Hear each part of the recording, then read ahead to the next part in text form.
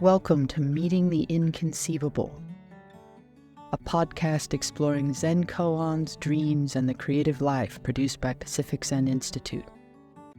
Pacific Zen has a legacy of preserving and reimagining the koan tradition to meet our own times. With a lively community of artists, innovators, and seekers of all kinds that extends worldwide, our mission is to create a culture of transformation through meditation, koans, the arts, and conversations about the deepest matters.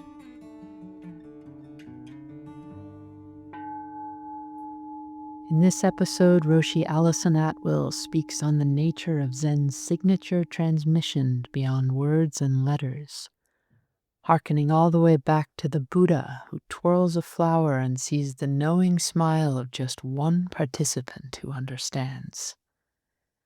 Atwill tells the story of iconoclastic Japanese master Ikkyu Sojun and his path from illegitimate son of the emperor to becoming one of the most transformative forces in Zen.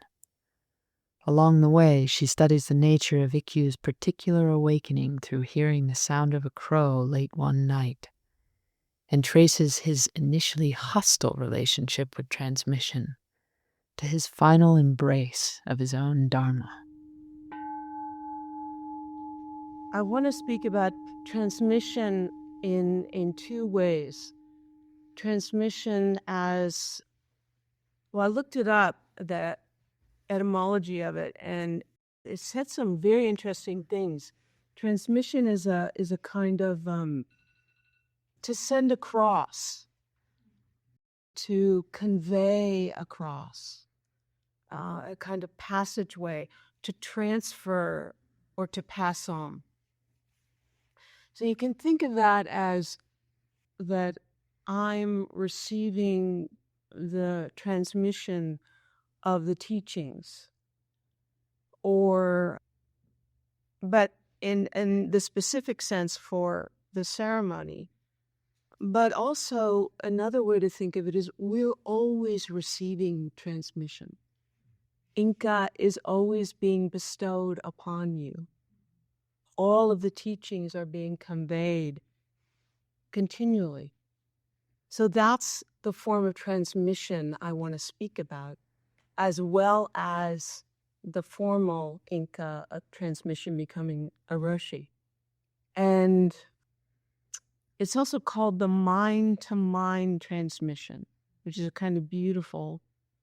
In my first ceremony, when it became a sensei, someone did a performance piece where they covered themselves in a black, shroud or something. And they had all these candles and they were moving around the room and then they were lighting one to the other. And that's another image of transmission, the light of awakening being transferred from one being to another. And then the other form of transmission, the formal one, is called Inka, where you receive a kind of seal of approval, a formal seal of approval. It's actually called the legitimate seal of clearly finished practice. I think it's something like that. So that can be, it can be somewhat of a burden to get that. You can well imagine. And the very first transmission in our tradition comes from Buddha on his night of enlightenment, where he's been sitting all night long, and through the night he's been attacked by demons, he's been seduced by beautiful women, he's been swords hurled at him and power offered to him in various forms of turmoil. And in the meditation hall, in your practice, you have been in that moment of the enlightenment story, the story of transmission, where you're sitting on your cushion. You actually are Buddha in that moment in the enlightenment story, where you're being assailed by your various torments. And I often think it's a misapprehension that he wasn't feeling anything. He was feeling all of those things. They were passing in him and through him. He wasn't sitting there impervious. He was awake inside the turmoil. He wasn't fighting with it, but he wasn't not feeling it. He wasn't holding it off in any way. There was a kind of transmission of his own delusion to him, you know. He was having contact with it, and it was giving him his own awakening. It was passing through him and awakening inside of him his own awakened mind. And then it comes towards dawn, and he hears the first birds calling. And he looks to the east, and he sees the morning star, Venus. And he awakens, and he says, well, with this morning star, I and all beings awaken. I see that we have the mind of the awakened one. So he doesn't say, I awaken, I and all beings simultaneously awaken. It's the awakened state of mind, and then not just I'm awake, the whole universe is awake. I'm not separate from that. And that's the record of the first transmission. That's what transmission is. And that's what your life is always offering. Every moment, your transmission. The morning star appears every morning.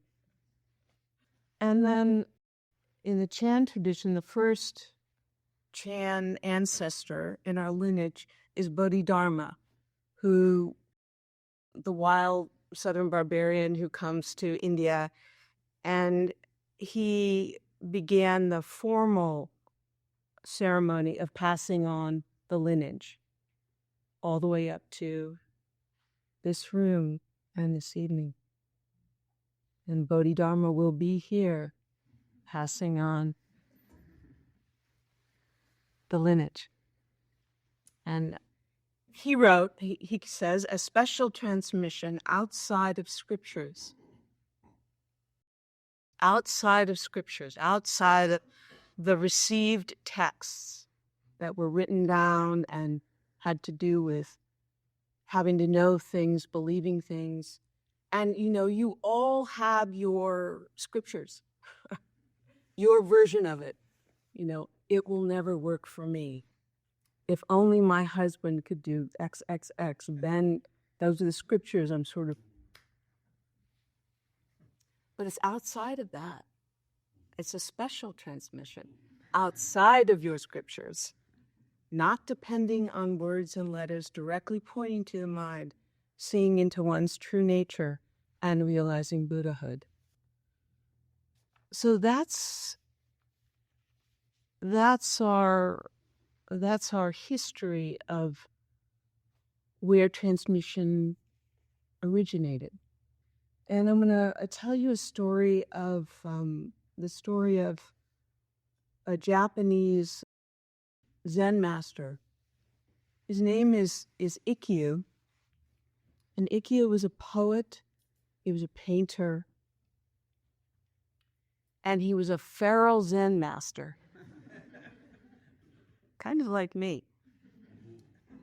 He was born at sunrise. He was born at sunrise on the first morning of the year 1394 in Kyoto, Japan. And he was rumored to be the illegitimate son of the Emperor of Japan. So he was not born with the legitimate seal of approval. He was born with the illegitimate seal of approval. Many of you feel that you also got that seal. And his mother was a lady in waiting in the court. And she was a very cultured, beautiful woman who was from a samurai lineage family called the Fujimura. What is it? Lady, I didn't write it down, but it's Denise. What is Denise's last name? Fujiwara. Fujiwara. So it's the same last name. I'm sure she's related. Knowing Denise, you will not doubt this when you hear about Ikkyu. At age 5, so when his mother had a love affair with the emperor, and the emperor's wife was not happy about the situation, and she banished her, Ikkyu's mother, to a shabby part of Kyoto, where Ikkyu was born. And at age 5, his mother sent him to a monastery to keep him safe in a way, because even though he was the illegitimate son, he had some claim to the throne if things went a certain way. And so he was raised in this temple in Kyoto, and was an incredibly irascible, brilliant child. And he stayed in that monastery till I think he was about 17. And he left to go study with another master, and he had some kind of transmission. He had some sort of insight, direct insight, some sort of strong feeling of being at home in himself, in his life. But it didn't last, and he knew that there was more, and he was still in a tremendous amount of turmoil. And so he studied for years and years and years, and the turmoil did not abate. And then he was also famous for, he was very, very badly behaved. He would go and sit in the monastery for, go to a sesshin or something, and then near the end of the session, he just couldn't bear it any longer, and he'd disappear, jump over the fence, and they'd find him 3 days later in a brothel, drunk with sake, with octopus coming out of his mouth, and all the things he shouldn't do. He loved sake. He loved women, and he loved octopus and fish. So these were all precepts that he was breaking on a habitual and almost daily basis. But he was unabashed in his feeling. He somehow knew that it wasn't about being good, that his awakening was not going to come from following someone else's rules, or even his own rules, about how to enter into his own awakening.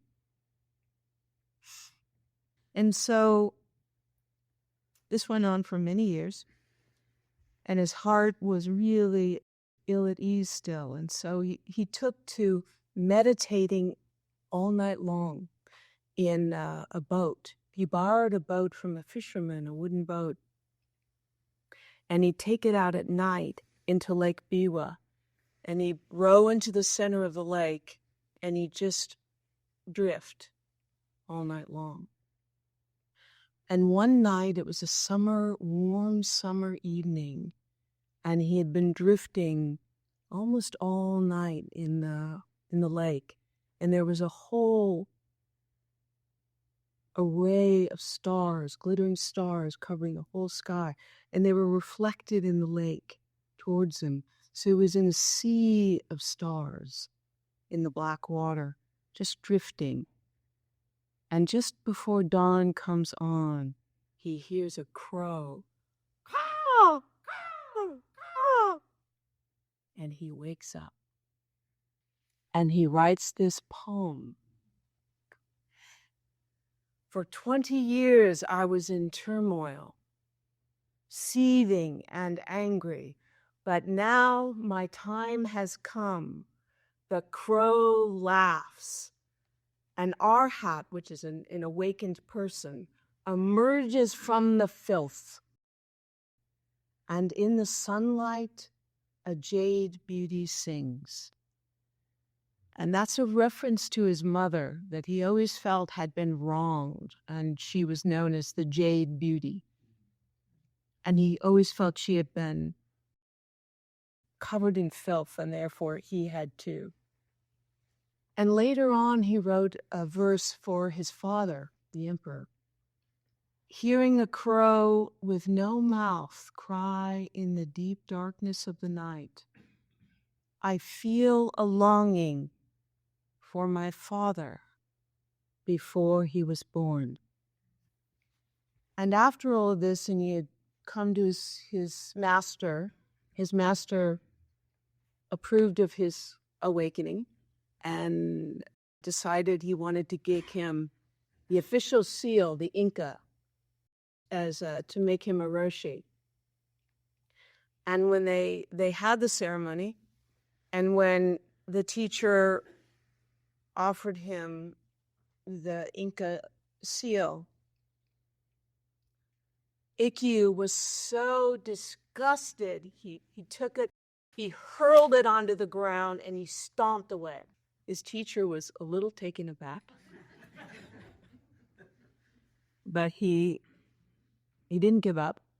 So he took the Inca and he hid it away, thinking maybe it wasn't the right time, maybe it wasn't in a good mood. I don't know.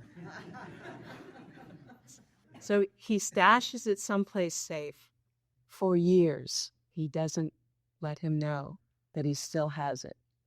Years and years go by, and he finally thinks it's the right time to give it to him back.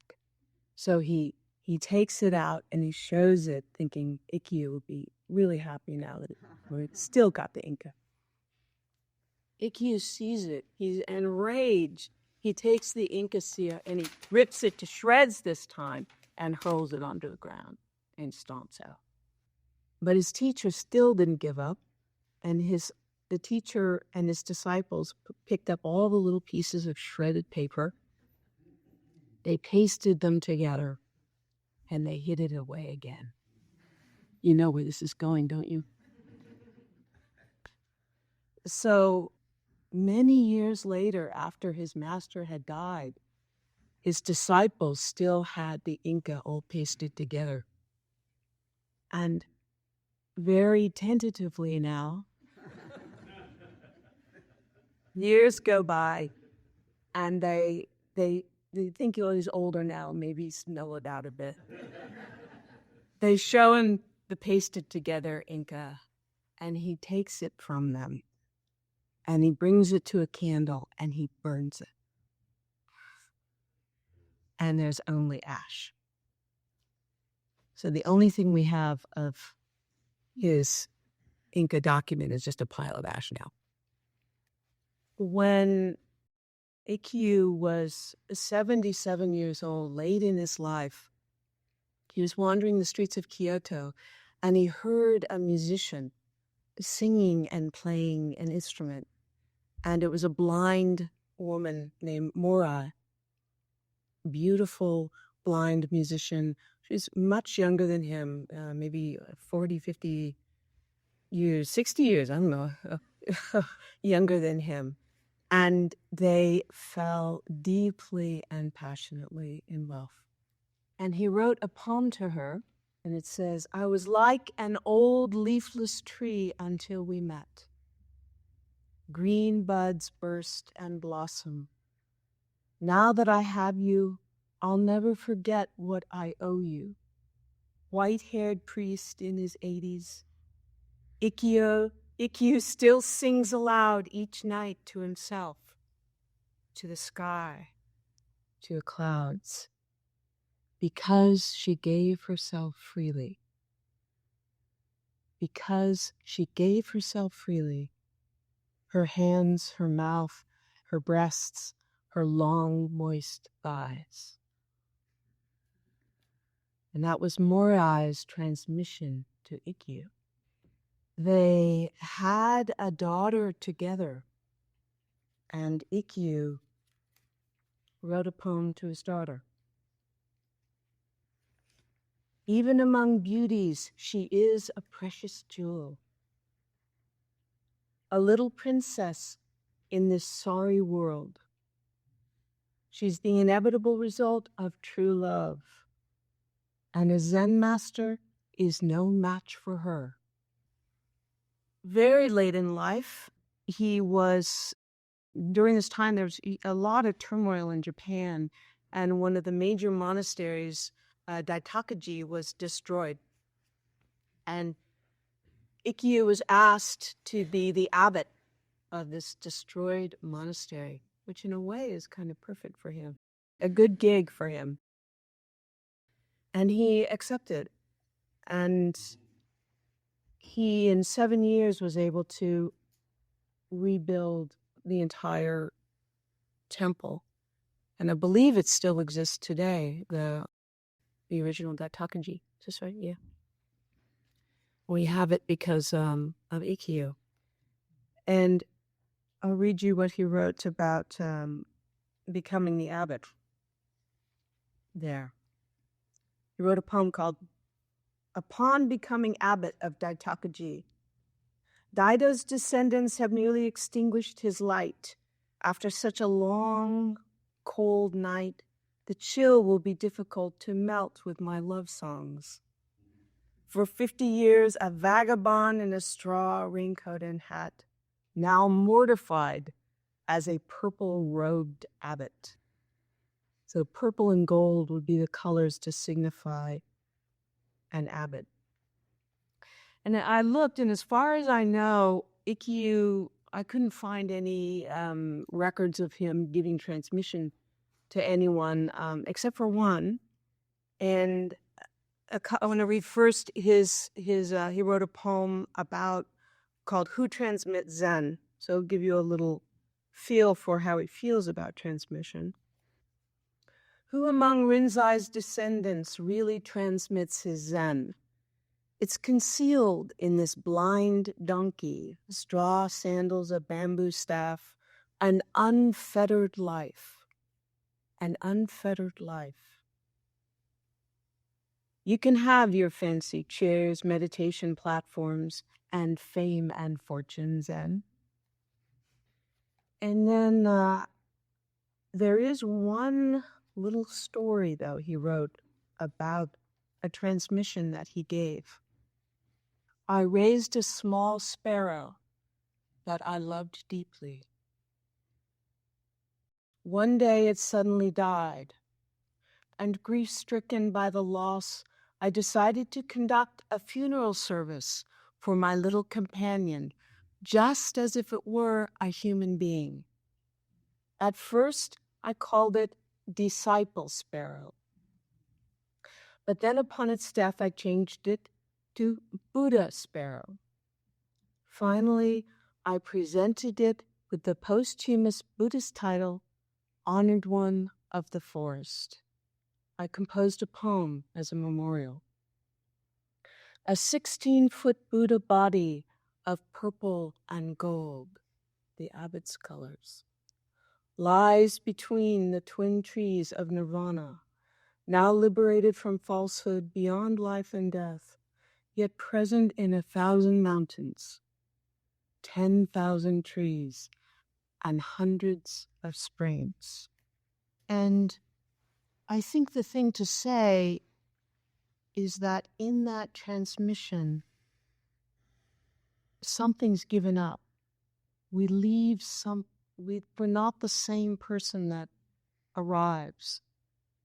I was thinking it's like when you think of transmission in terms of a conveyance, I'm being conveyed from one place to another.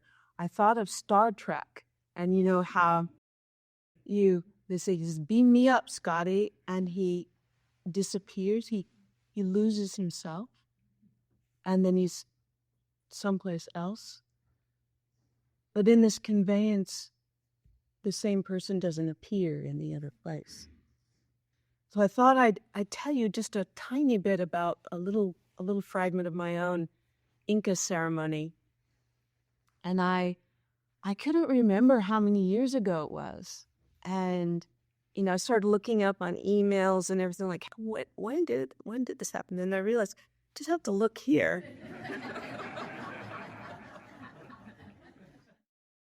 It was 5 years ago in January 2015 at the Angela Center. And that evening, it was a cold winter evening, I remember, and I was wearing this black silk shirt. And at one point in the ceremony, right before you receive the scroll, there's a tradition where they take a ceremonial lock of hair. And I was sitting there, and the teacher, John, giving me transmission, he picks up the ceremonial scissors, and they seem awfully large. But they're ceremonial scissors, so they're large probably so people could see them. Yeah. I'm sitting there. He walks behind, and I hear a little snip, and he comes around, and he's got an 18-inch piece of my hair, like a big piece of my hair. And I gasped. And then I laughed. I just thought it was so funny. And it took 3 years for my hair to grow back. But I think the thing is to say that the transmission is something that's real. It's something actual is altered and given up. I no longer was the person I was before the transmission. And every time you receive transmission from an owl, from a coyote, from the taste of blueberries, you are not the same person you were if you receive the transmission, if you don't hold it off. So I think that's a good place to stop.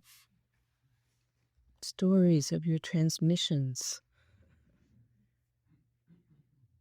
What have you been given, or what have you noticed how you hold off or refuse? That's a beautiful aspect of it too. When am I turning away? How do I refuse the transmission?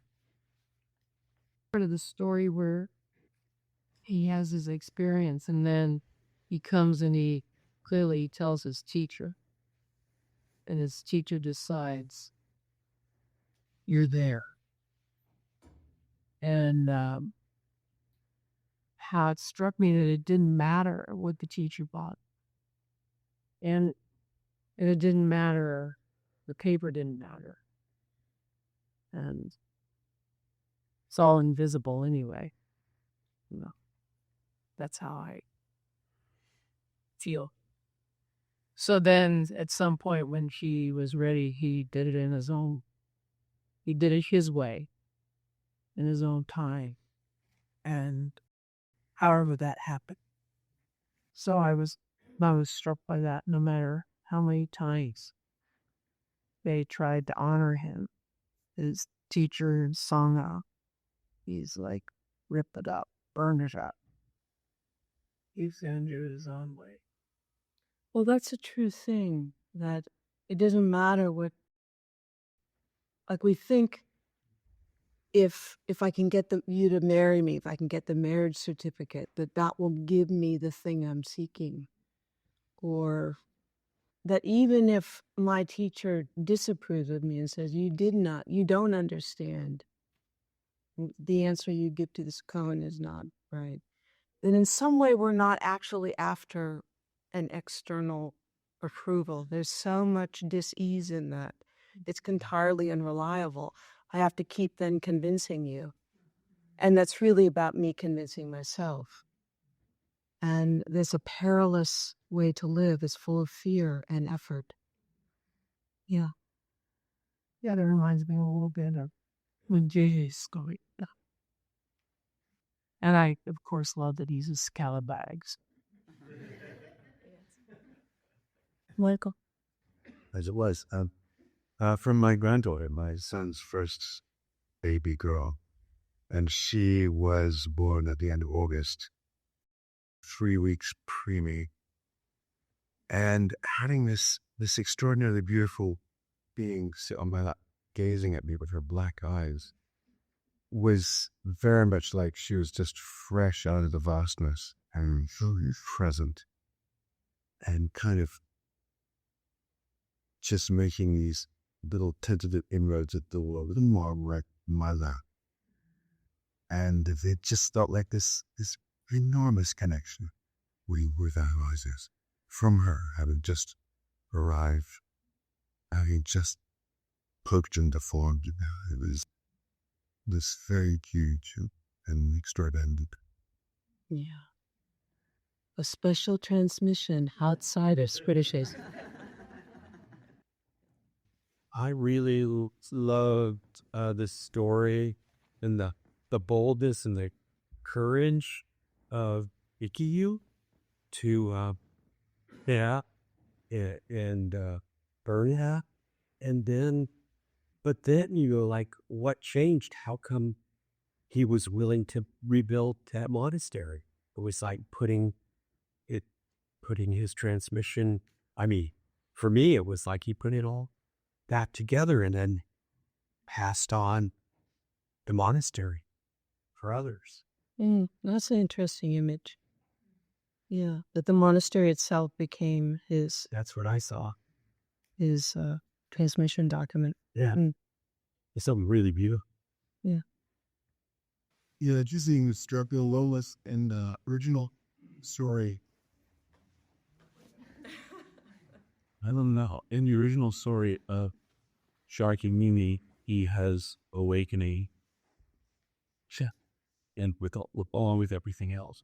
At dawn, and in Ikkyu's story, it's before dawn. It's before the lights comes. The laugh of a crow. That's just that. So I'd like to hear what you had to say about that. And the other thing was, in the story, is it Mike Kasyapa and Shakyamuni, the original? I always thought that it's certainly when he twirls the flower, he receives something back from Mike Kasyapa. That's why he smiles.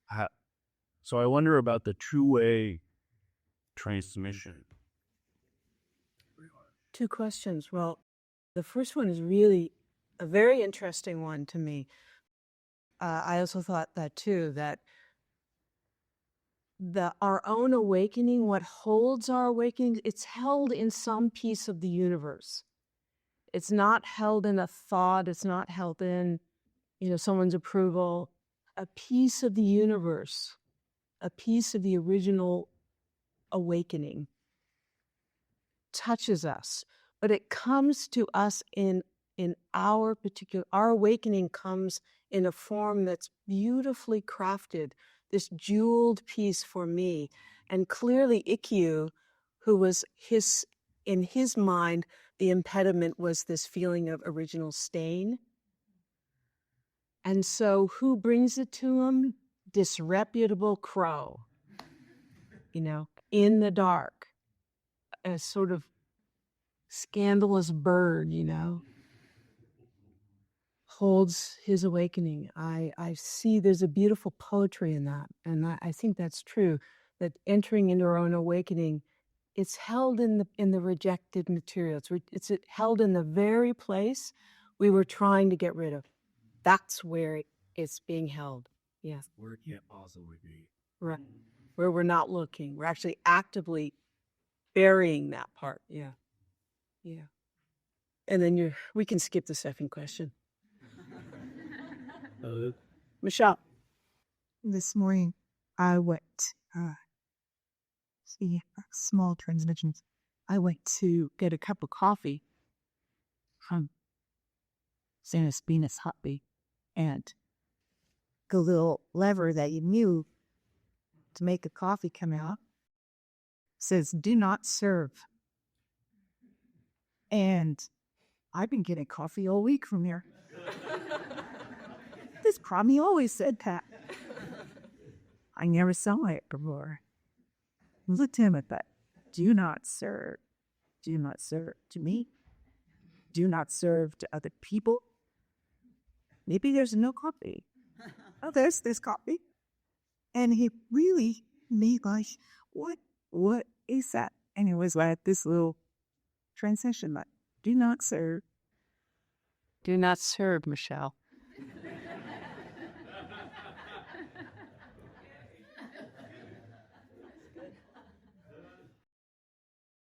It struck me that in the light or dark of that awakening he had, that it was in the dark, that he fell in love with a blind woman, Yes.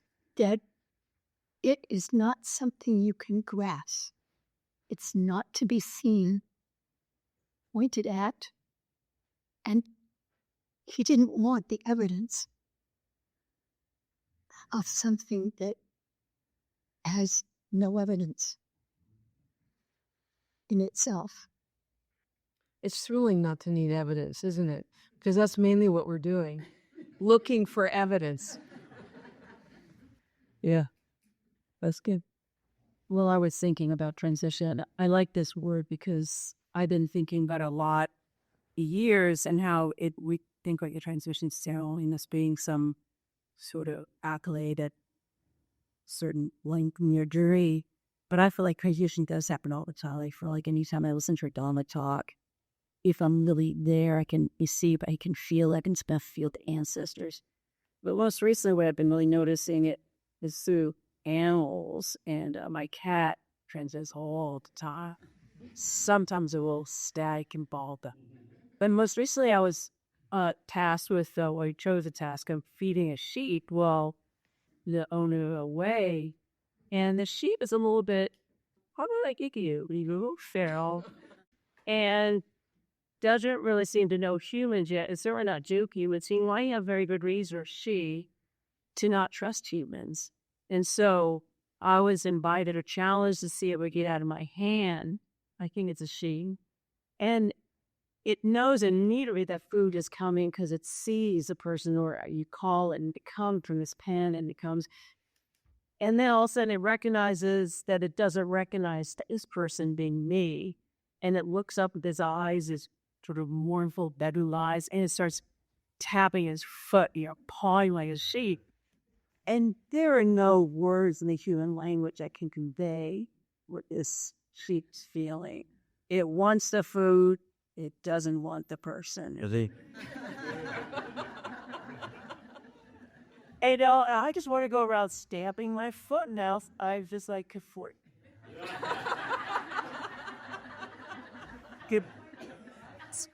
stuff and just like looking down, looking up at the same time. And just one other little story. My cat told me a really interesting story the other day, because it seems like to meet me in the morning, where I go to the mornings from my computer, and cats seem to like computers, and of course, I know there's a mouse there, all that. But my cat says sure it's as most obstructed in front of my vision as possible. And I have a personality that sometimes just feels attacking to other people. And I have learned this mostly from my cat lately, because it immediately cringe. So again, there's one place I put on my computer where I don't mind it being, because I can still get to my keyboard and still see this cringe. But he'll look at me as if I just attacked him. So I'm being good. And then I realize myself, and I say, yes, you're being good, and you stay there. But it's just interesting. So I know this cat loves me deeply. I can still see how, he transmits to me his feelings of how, don't push me away. I just want to be close. Yeah, that's a beautiful thing with the practice, where we start looking instead of residing in my thinking and my opinions and my planning, what I'm going to say next to make my point. I'm actually with the person, receiving their being. And then what I say in response is very different. Well, that is one follow-up. Just there's a thing about transmission. With any transitions, is a receiver, to be the transmitter and a receiver. And I think it's interesting, that receiving portion up there. Yeah, kind of along the same lines, thinking about transmission from animals and thinking about the word transmission. I've been sitting here stuck with the fact that I think about transmission as in my car.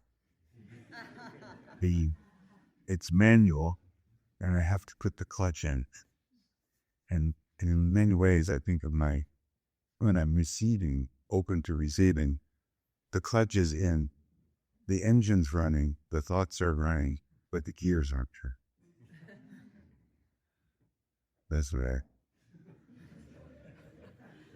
Unfortunately, the metaphor's lost on me. I don't even know what a transmission is, and the people got it though. Well, here's some more. This to say something about what you said this morning. I feel like the prisoner who's finally getting released from the prison, and I'm trying to decide who should at lunch so that I can stay in. Because the idea of reentry into the world, I feel so changed from Sashin, and what he said was such a relief. Because I realized I can just stumble out in a way. Yeah, that was an Ikkyu poem. A single moon, clear and bright, cloudless sky, and still I stumble in the dark. Let's see, Mario, and then... So I know this fox, and I can't describe what it is, actually. I don't know what it is, but it's a thing that she and I do together that doesn't have much attachment. There isn't a lot of back and forth between us, except that I'm kind of pursuing it because I had taken it upon myself to get peanuts and eggs and chicken for her, and I'm mostly a vegetarian, so I buy these chickens and I tear them up with my hands. And so I get to know dead chickens, and I get to know the body of a chicken and where the sinew is. And when I'm pulling them apart, pulling the muscles and getting the bits of bone out of the way, I can sort of feel her eating it at the same time, doing that. And I can feel it going into her body. And she gets really thin, and if she doesn't have sort of consistent food, and most foxes live 2 or 3 years in the wild. Now, granted, where I live is not real wild, but she's at least 12, and she's got gray face, and she's taught me so much about love in a general sense, and then really open to it, which is interesting to learn about being with something and not require anything. When she's done eating, she turns and leaves. And she might squat and take a shit, And she doesn't have a bath. Just that's what it is.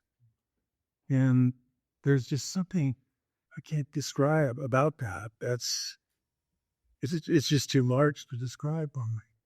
But it's about the nature of love whenever it comes up in me.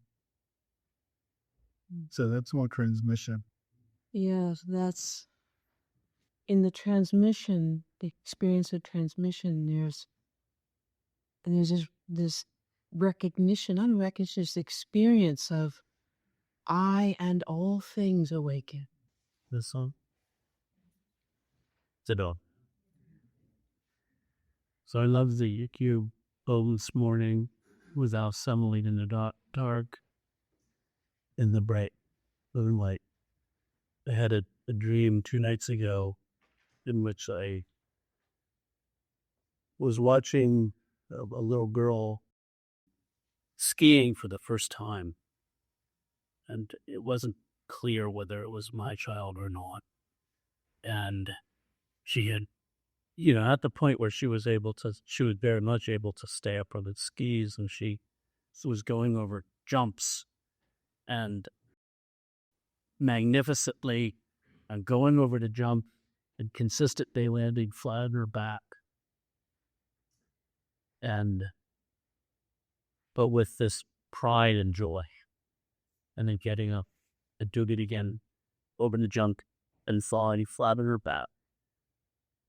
But it was and I was, watching and was kind of cheering her on. So, I'm a little girl skiing and falling flat on my back, magnificently stumbling. Yeah, stumbling in the dark. Yeah. I think the biggest transmission I ever got in my early life was from my grandmother, who was blind, and she allowed me to be her eyes, so, and that sounds maybe like that would be an obvious thing, but it really isn't. And I think she just gave me so many gifts. And I still remember she was the first meditator, because she was just sitting quietly in a room, with her eyes open, sometimes closed. And I just felt like she had this incredible dignity about her. We're in my crazy household, 4 kids and just a world of activity and clothes being thrown and toys. And she would just sit there. And I still feel like I carry that. She gave me something. And she taught me also how to draw in perspective, oddly enough. I was talking, I could talk to her about things that my mother had no time for. And I was struggling to get the shape of a tulip or an iris, I think it was. And she traced a figure 8 with her finger and said, "This is how they turn." I was just like transfixed, that she had showed me that. I hadn't seen that. And here she was flying low. Anyway, I think just wanted to remark on that. Oh, it's beautiful, the image of being able to see in the dark. Like, this is how you stumble and through the night in the bright moon.